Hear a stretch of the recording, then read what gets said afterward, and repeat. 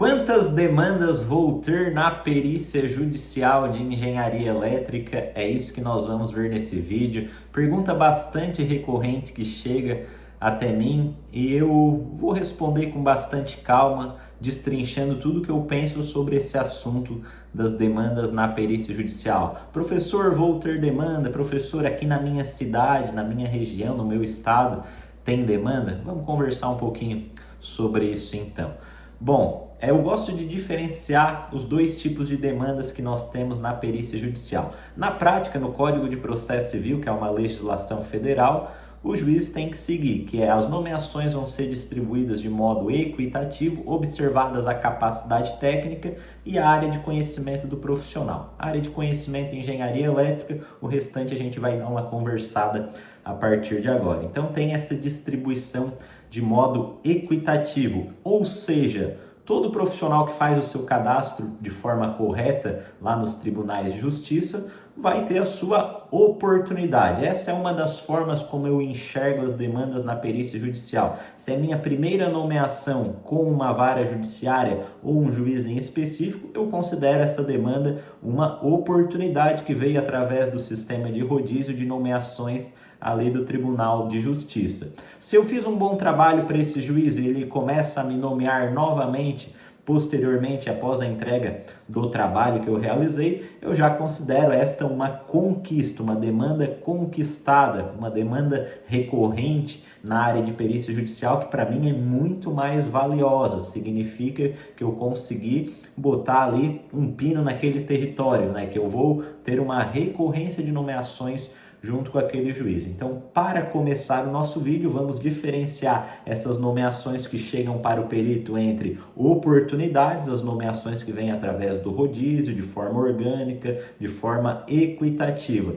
E existe também aquelas demandas que chegam para o profissional de forma recorrente, a segunda, terceira, quarta nomeação, às vezes enrajada, várias nomeações vindas de uma mesma vara judiciária para aquele profissional, devido a ele ser ponta firme ao trabalho anteriormente realizado. Dito isso, todo profissional que faz o seu cadastro terá suas oportunidades. Outra pergunta que eu recebo bastante: em quanto tempo, professor? Isso vai depender de uma série de aspectos e variáveis, como, por exemplo, quais foram as comarcas que você selecionou para atuar durante aquela fase cadastral, né? Quando a gente faz o cadastro no Tribunal de Justiça, nós vamos selecionar um número de comarcas. Eu, por exemplo, estou cadastrado num raio de 250 quilômetros da cidade de Florianópolis, né? Você vai fazer as suas escolhas também, e se você for orientado por mim, eu vou indicar, não coloca só na sua cidade, coloca um raio de abrangência um pouco maior. Também vou querer saber quanto tempo você tem para atuar com perícia judicial, qual é o seu objetivo, né, financeiro com a perícia judicial. Tudo isso vai importar para você fazer um cadastro o mais ajustado possível às suas necessidades e aos seus objetivos, né? Então, quanto tempo demora para vir a primeira nomeação? Em média, vai demorar um mês, né? Toda nomeação que nós recebemos, nós geralmente temos a ciência dela depois de 2 semanas que ela já aconteceu, na verdade. Por isso que essa primeira nomeação vai demorar cerca de um mês, um pouquinho mais até, para a gente ter ciência se esse cadastro foi feito num raio de abrangência suficiente ali para, né, ter uma amostra de demandas e tudo mais. Vamos lá. Esse tempo de nomeação, depois de 15 dias que a gente tem a ciência, principalmente ocorre porque o Código de Processo Civil fala que o juiz vai fazer a sua nomeação e aí ele vai intimar as partes do processo, autor e ré, num prazo de 15 dias para indicarem seus assistentes técnicos e elaborarem quesitos. Só depois desse prazo, normalmente, é que o perito acaba sendo intimado. Claro que existem exceções, mas normalmente acontece dessa forma, para que o perito já responda se aceita a perícia e faz a sua proposta de honorários depois de ter esses dados, né, os quesitos que vão ser respondidos, por exemplo, no laudo pericial. Certo? Então, como é que a gente faz para ter oportunidades na perícia judicial, começar com boas oportunidades?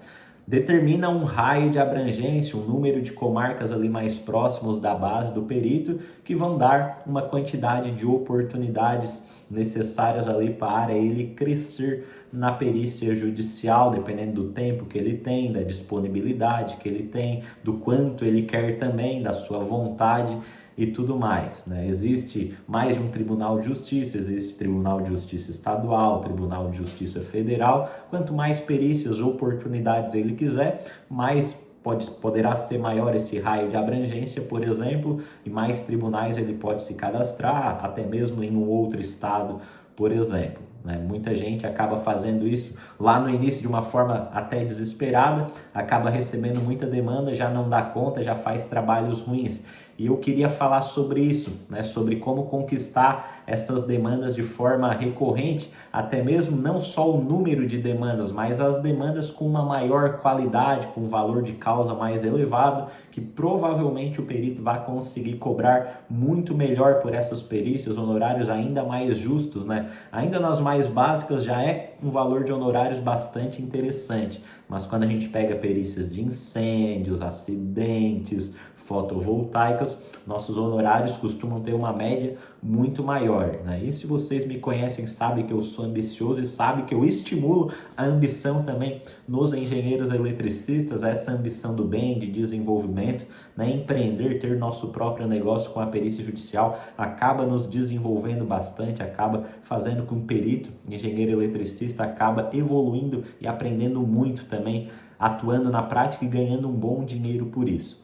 Tá? Então, uma questão, um aspecto fundamental é que o engenheiro eletricista que se torna perito tem que aproveitar essas oportunidades que chegaram, essas nomeações que vieram de forma equitativa ou através do rodízio do Tribunal de Justiça e transformar ela em nomeações recorrentes, como eu havia falado anteriormente, tá? Então, dois aspectos precisam ser obedecidos aqui para que você cresça e gere o efeito bola de neve das nomeações na perícia judicial de forma recorrente, que vai dar mais previsibilidade para o perito e vai encher o bolso dele de dinheiro, que é nunca recusar uma perícia da área de engenharia elétrica, se ela é possível de ser feita, né? Nunca recusar essa demanda, porque senão você acaba indo para o final da fila. Mesmo que muitas vezes seja uma demanda de forma justificada, por exemplo, fiquei doente, né? Dependendo da doença, obviamente não vai ter como fazer a perícia, mas na imensa maioria das situações, tenho certeza que é possível reagendar a data do exame pericial, né? Costuma ajudar demais os alunos nessas questões também administrativas, digamos assim, da perícia judicial, além das questões técnicas ali no suporte da minha formação. Outra questão importante é sempre entregar bons trabalhos, que aqui na perícia se reflete em bons laudos periciais. Isso já é construído desde a primeira comunicação do processo, desde a metodologia aplicada, da perícia em campo, e se reflete também em uma boa escrita de laudo pericial. Tudo isso, inclusive, ensinado na minha formação de perícias judiciais elétricas, tá? Depois eu falo um pouquinho mais sobre ela, porque agora eu quero falar sobre essas nomeações recorrentes, que são aquelas nomeações onde você vai fincar sua bandeirinha ali nas comarcas, nas varas judiciárias de cada localidade, gerando esse efeito, então, bola de neve. Geralmente, essas nomeações recorrentes vão tornar a sua agenda lotada, porque você vai ter também mais previsibilidade e os juízes vão te considerar um profissional ponta firme. Poxa, o Vitor atende a demanda, ele sabe se comunicar, não me dá trabalho e ainda entrega bons trabalhos, né? Vou guardar esse nome aqui para quando eu precisar mais vezes, né? E assim vai, junto com essas nomeações que vêm de forma equitativa, em forma de rodízio, você vai acumulando também as nomeações de forma recorrente. Então, se você começa ali com 2, 3 perícias no mês, ao longo de 3 meses, 4 meses, você já vai conseguindo crescer esse número, porque você virou um profissional de confiança de vários juízes que você foi atuando anteriormente. Então, na perícia judicial, você consegue aí fazer uma renda de 100 mil no primeiro ano e a partir dos próximos anos uma renda maior de mais de 200 mil reais, por exemplo, por causa desse efeito bola de neve. Se você é um profissional competente, se você sabe metodologia, sabe transformar isso num bom laudo pericial, se você não dá trabalho para o juiz e se você sabe se comunicar corretamente. Isso é, você aprendeu com quem sabe também. Se você quer aprender a fazer perícias judiciais de engenharia elétrica e ter demandas de forma recorrente, demandas previsíveis na área de engenharia elétrica e faturar mais de R$ 20.000 todos os meses com o seu conhecimento de engenharia elétrica somado às metodologias e conhecimentos de prova pericial aqui na área elétrica, eu te convido a colocar o seu nome na lista de espera da formação em perícias judiciais elétricas aqui na descrição do vídeo. Quando abrirmos vagas, nós avisaremos você em primeira mão. Coloca ali e preenche muito bem a nossa lista de espera para a gente entender o que você espera dessa área e o que você deseja, como nós podemos ajudar você da melhor maneira também. Preencha a lista de espera que nós vamos te chamar, tá certo? No mais, inscreva-se aqui no canal da Elétrica Forense se você é engenheiro eletricista, curta o vídeo se você gostou desse conteúdo e nós nos vemos então em um próximo vídeo aqui do canal.